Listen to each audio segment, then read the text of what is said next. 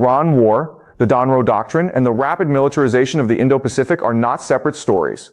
They are three interlocking components of a single imperial strategy that was published in writing by the Pentagon itself. This strategy has a fatal structural flaw that almost nobody is discussing, and that flaw will determine whether America consolidates its position or accelerates its own decline within the next 4 years. On this channel, we do not do panic and we do not do cheerleading. We follow the logic of power. We follow the incentives. And when you strip away the emotion and the headlines, the picture always becomes clear. Let me start with the facts, because you need the ground beneath your feet before I take you into the analysis. On January 3, 2026, the United States launched a military operation in Venezuela, capturing President Nicolás Maduro and transporting him to New York to face federal charges. Within days, President Trump held a press conference declaring that American dominance in the Western Hemisphere would never be questioned again, invoking what his administration calls the Trump corollary to the Monroe Doctrine. The National Security Strategy, published in late 2025, states, it explicitly, the United States will deny non-hemispheric competitors the ability to position forces or own strategically vital assets in the Western Hemisphere. Less than 2 months later, on February 28th, the United States and Israel launched coordinated airstrikes against Iran, killing Supreme Leader Ali Khamenei and triggering the largest oil supply disruption in the history of the global market. Iran responded by closing the Strait of Hormuz. Brent crude surged past $120 a barrel. Gulf oil production dropped by 10 million barrels a day within 2 weeks. The ceasefire brokered by Pakistan on April 7th held for roughly 10 weeks before collapsing in July. As of this week, the United States has reimposed its naval blockade on Iran, and Iranian forces have fired on commercial vessels in the strait. The Memorandum of Understanding signed in June is for all practical purposes dead. And while the world watched the Middle East burn, something equally significant happened with almost no fanfare. On January 15th, Japan and the Philippines signed 2 new defense agreements in Manila, an acquisition and cross-servicing agreement and an official security assistance pact.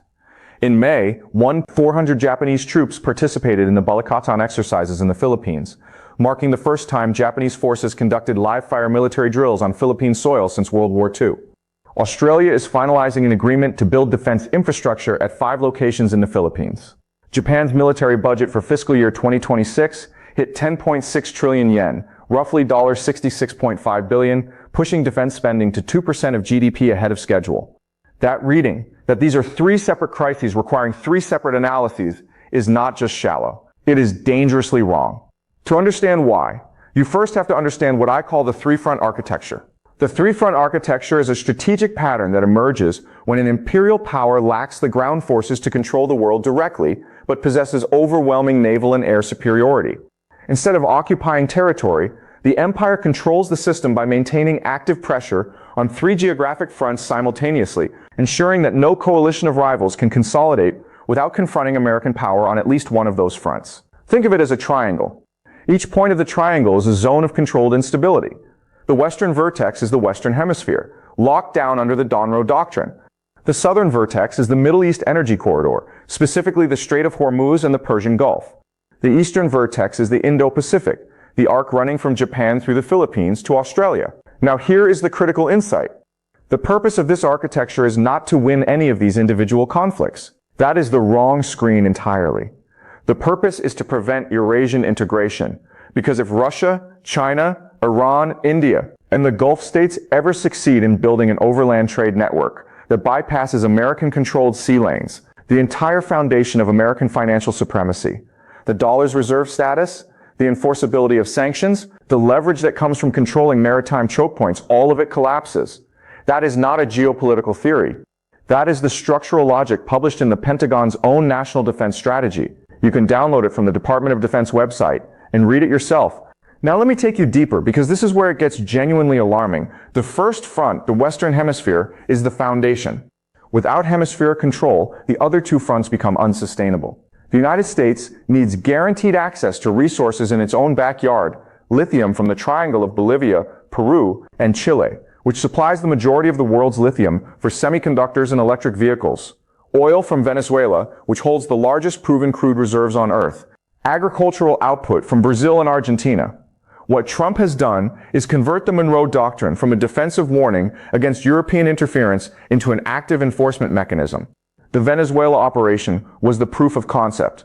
The Cuba embargo is tightening. Colombia and Mexico have been explicitly threatened. China, which has been building ports and expanding trade links throughout South America for the past decade, has been told in no uncertain terms that access to Western Hemisphere resources now comes with an American toll. That is not a country responding to threats. That is a country establishing a resource perimeter. The second front, the Middle East, is the lever. The Strait of Hormuz carries roughly 20% of the world's maritime oil trade. Before the February strikes, approximately 25% of global crude and petroleum products and 19% of liquefied natural gas passed through that waterway. When Iran closed it, the International Energy Agency called it the largest supply disruption in the history of the global oil market. Oil prices hit $100 a barrel within days. The World Bank estimated that Brent crude averaged $86 a barrel for 2026, with worst-case scenarios from Wood Mackenzie projecting prices approaching $200 a barrel if the strait remained closed through year-end. The Dallas Federal Reserve calculated that the disruption lowered global real GDP growth by an annualized 2.9 percentage points in the second quarter. Think about what that means. A single waterway, 21 miles wide at its narrowest point, has the power to reshape the global economy. And right now, the United States is positioning itself as what President Trump called the guardian angel of that waterway, offering protection in exchange for payments and investment from Gulf states. Does that sound like a military operation, or does that sound like a protection racket with an aircraft carrier? Here is what almost nobody is telling you about the third front. While the Iran war consumed every headline, the Indo-Pacific underwent a structural transformation. Japan is no longer a pacifist bystander. In fiscal year 2026, Japan hit 2% of GDP in defense spending, ahead of the 2027 deadline it set for itself. Japan's defense ministry is examining selling Type 88 surface-to-ship missiles to the Philippines, the first time Japan has exported offensive weapons of this category. Australia has committed to purchasing Japanese Mogami-class frigates in what constitutes the largest defense industrial partnership in Tokyo's post-war history. The Philippines has signed visiting forces agreements with 5 countries and is openly building what analysts at the University of Tokyo describe as an unprecedented quasi-alliance structure. Japan, Australia, the Philippines, and the United States are now conducting coordinated maritime operations in the South China Sea. I want you to sit with this for a moment. Japan is rearming. The Philippines is becoming a forward operating base. Australia is integrating its naval procurement with Japanese shipbuilding. And all of this is happening while the world's attention is fixed on the Strait of Hormuz. That is not coincidence. That is the architecture functioning exactly as designed.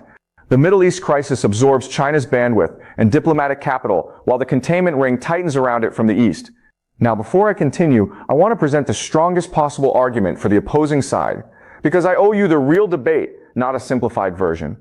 The Steelman case against the three-front architecture thesis is straightforward, and it has real merit. It goes like this. There is no grand design.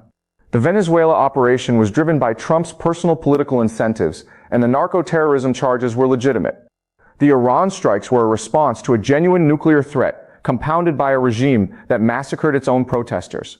The Indo-Pacific alliances are natural responses by sovereign nations to Chinese aggression in the South China Sea. Each crisis has its own local logic, its own actors, its own dynamics. To see a unified architecture is to impose a pattern where only coincidence exists. I want to acknowledge that this argument is genuinely strong. Local incentives do drive individual decisions. Trump does have personal political motivations. Iran's nuclear program was a real threat.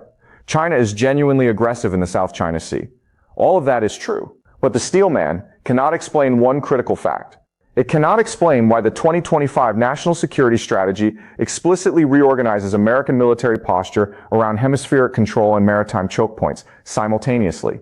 It cannot explain why the Pentagon requested a $67 billion supplemental specifically for Iran operations, while simultaneously increasing Pacific Deterrence Initiative funding to $14.7 billion. It cannot explain why Japan's military transformation accelerated in the exact months when American attention was consumed by the Middle East. The Steelman describes each crisis accurately in isolation.